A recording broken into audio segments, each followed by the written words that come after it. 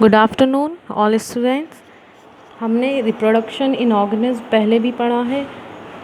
अप्रैल में हमने इस चैप्टर को रीड किया है। एक बार फिर से इस चैप्टर को रिपीट करेंगे। रिप्रोडक्शन बायोलॉजी का एक इम्पॉर्टेंट पार्ट है। जैसा कि हम जानते हैं कि लिविंग ऑर्गेनिज्म में रिप्रोडक्शन एक मेन पार्ट होता है ना। हमने रिप्रोडक्शन के बारे में पढ़ा है कि इससे हमारे जनरेशन में वेरिएशंस भी आ जाते हैं, कंटिन्यूटी होती है लाइफ में, लाइफ कंटिन्यूटी चलती रहती है और वेरिएशंस के through he generation by generation characters transfer होते हैं, है ना। रिप्रोडक्शन क्या होता है? रिप्रोडक्शन एक जनरेशन से दूसरे जनरेशन में कैरेक्टर्स का ट्रांसफ़र होता है ऑर्गेनिज्म में, है ना। दो टाइप्स का पढ़ा है, असेक्सुअल रिप्रोडक्शन पढ़ा है हमने और सेक्सुअल रिप्रोडक्शन पढ़ा है, ठीक है। असेक्सुअल रिप्रोडक्शन ऐसे जो कि सिंगल सेल ऑर्गेनिज्म है, जैसे अमीबा है, पैरामीशियम है, इनमें असेक्सुअल रिप्रोडक्शन होता है। और सेक्सुअल रिप्रोडक्शन किस में होता है? जो कि हमारे लिविंग बींग्स हैं या फिर मल्टी सेल्यूलर ऑर्गेनिज्म है जिनमें एक से ज़्यादा सेल होती है ना। और ये फिज़न होता है, बाइनरी फिज़न, जैसे छोटे छोटे ऑर्गेनिज्म का एक फॉर्म से दूसरे फॉर्म में चेंज होना, अमीबा का एक फॉर्म से दूसरे फॉर्म में चेंज होना, प्लांट्स में बडिंग लगना, जो हमारी प्लांट्स में फ्लावरिंग होती है, और जो हमारे फर्मेंटेशन होता है, वेजिटेटिव प्रोपगेशन होता है प्लांट्स में। एक प्लांट या फिर हमारा एक फूड फर्मेंट होके एक नई सब्सटेंस में फॉर्मेशन करता है, ठीक है। अब इसके कुछ बेनिफिट्स भी होते हैं रिप्रोडक्शन के। जैसे हम यदि देखें तो एक इसका बेनिफिट्स हो गया क्या, कि लाइफ में कंटिन्यूटी होती है ना,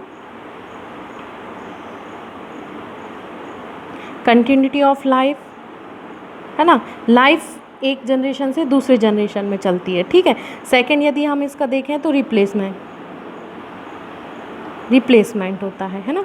एक कैरेक्टर्स का दूसरे कैरेक्टर में रिप्लेसमेंट होता है। वेरिएशंस या कैरेक्टर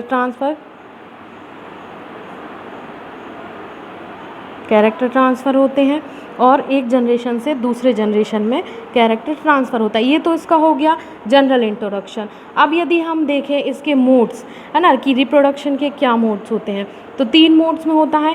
एक होता है असेक्सुअल रिप्रोडक्शन, एक होता है वेजिटेटिव रिप्रोडक्शन और एक होता है सेक्सुअल रिप्रोडक्शन।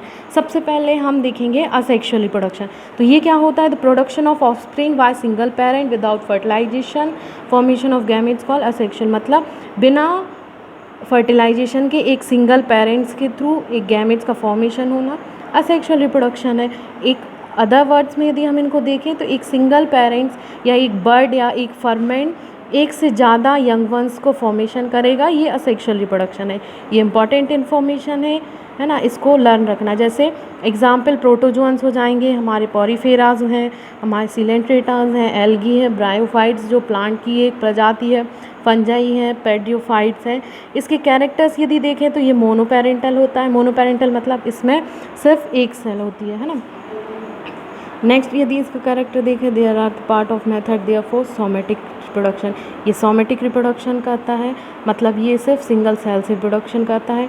फ्यूजन में gamete do not take place, इसमें गैमेट्स का फ्यूज़न नहीं होता, है ना। फ्यूज़न हमने 11th क्लास में पढ़ा है। फिजन क्या होता है? Division of take place by meiotic method. Meiotic method के थ्रू डिवीज़न होता है। मियोटिक मेथड सिर्फ सिंगल सेल्स में होती है और इसका रिजल्ट होता है कि genetically identical to their parent, जो ऑफ स्प्रिंग होते हैं वो उनके पेरेंट्स के थ्रू दिखते हैं। जैसे हम देखते हैं कि यदि एक जगह एल्गी लग जाती है तो सेम पूरी एरिया में सेम एल्गी दिखती है, क्योंकि ये असेक्सुअल रिप्रोडक्शन है, ठीक है। कुछ इसके एडवांटेज भी हैं और कुछ इसके डिसएडवांटेज भी हैं। और फिर इसमें दिया है कि टाइप्स ऑफ असेक्सुअल रिप्रोडक्शन, ठीक है। तो इसमें चैप्टर नंबर फर्स्ट का पेज नंबर 2 आप लोग रीड करेंगे और इसमें कोई भी कन्फ्यूज़न होगा तो नेक्स्ट डे मैसेज करके पूछेंगे। और हम इसके बाद सेकेंड मोड पढ़ेंगे इसका, vegetative reproduction. Okay, thank you.